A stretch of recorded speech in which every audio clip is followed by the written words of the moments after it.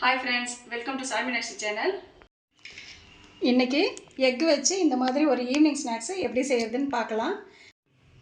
வீடியோவுக்கு போகிறதுக்கு முன்னாடி என்னோடய சேனலை நிறைய பேர் பார்க்குறீங்க, ஆனால் சப்ஸ்கிரைப் பண்ண மறந்துடுறீங்க. அதனால் நாங்களாம் இப்போ தான் சேனல் ஓப்பன் பண்ணியிருக்கோம். உங்களோட சப்போர்ட் இருந்தால் தான் நாங்கள் அடுத்தடுத்து வீடியோ போடுறதுக்கு எங்களுக்கு அது ஒரு மோட்டிவேஷனாக இருக்கும். ஸோ ப்ளீஸ் சேனலை சப்ஸ்கிரைப் பண்ணுங்கள், லைக் பண்ணுங்கள், ஷேர் பண்ணுங்கள், கமெண்ட் பண்ணுங்கள். வாங்க வீடியோக்குள்ளே போகலாம். இப்போ இந்த ஸ்நாக்ஸ் செய்கிறதுக்கு ஒரு 4 முட்டை, வேக வச்ச முட்டை எடுத்திருக்கேன். இதை நம்ம திருவி எடுத்துக்கலாம்.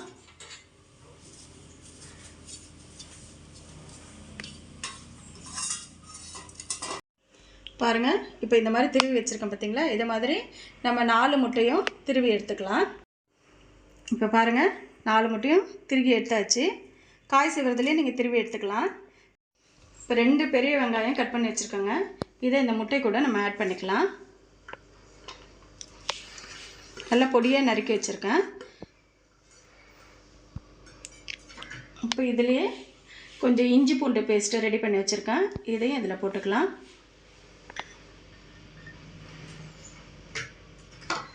ஒரு ஸ்பூன் கரம் மசாலா எடுத்திருக்கேன். கரம் மசாலா ஆட் பண்ணிக்கலாம்.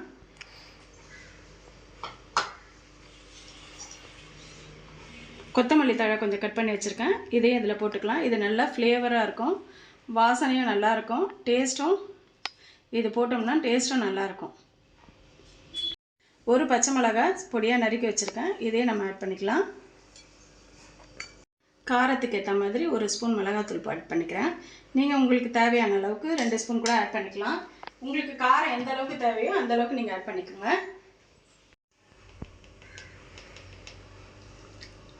இதுலேயே ஒரு ஸ்பூன் பெப்பரை ஆட் பண்ணிக்கிறேன்.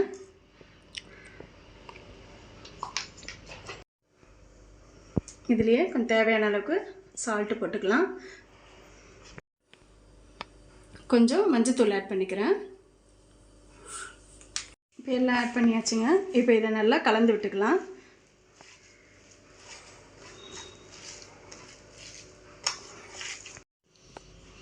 பாருங்கள், இப்போ இந்த மாதிரி எல்லாத்தையும் போட்டு நல்லா மிக்ஸ் பண்ணியாச்சு. இப்போ இதை நல்லா அழுத்தம் கொடுத்து பிசைஞ்சு எடுத்துக்கலாம். ஒரு உருண்டை பண்ணி எடுத்துக்கலாம். நல்லா அழுத்தம் கொடுத்து பிசைஞ்சிக்கோங்க.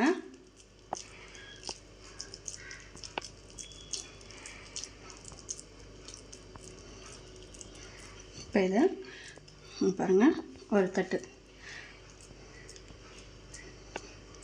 இந்த மாதிரி தட்டி எடுத்துக்கலாம்.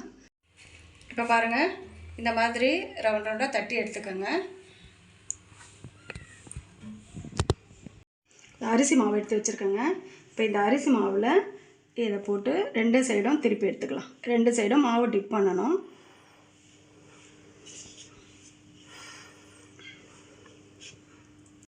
இப்போ பாருங்கள், நம்ம மாவு டிப் பண்ணி வச்சிட்டோம். இப்போ இதை ஒரு எக் வாஷ் பண்ணிக்கலாம். 2 சைடும் எடுத்தாச்சு. இப்போ இதில் பிரெட் க்ரம்ஸ் வச்சுருக்கிறேன். இந்த பிரெட் க்ரம்ஸில் வச்சுக்கலாம்.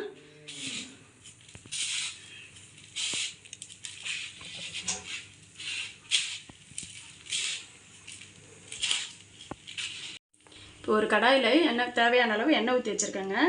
இப்போ நம்ம ரெடி பண்ண இந்த எக்கு இதில் போட்டுக்கலாம். நல்லா பொரியட்டோங்க. செவந்த உடனே திருப்பி விட்டுக்கலாம்.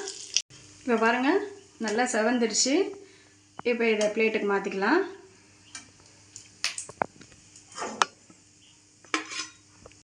பாருங்கள், பார்க்குறதுக்கே எவ்வளோ அழகாக இருக்குது பாருங்கள். முட்டை கட்லெட் மாதிரி இருக்குது பாருங்கள்.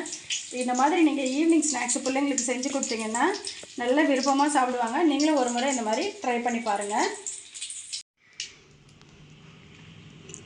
பாருங்கள், எவ்வளோ சூப்பராக வந்திருக்கு. நல்லா முறுமுறுன்னு இருக்குது, கட்லெட் மாதிரி இருக்குது. இதை நீங்கள் பிள்ளைங்களுக்கு செஞ்சு கொடுத்தீங்கன்னா அவங்க நல்லா விருப்பமாக சாப்பிடுவாங்க. வாங்க டேஸ்ட் பண்ணி பார்க்கலாமா?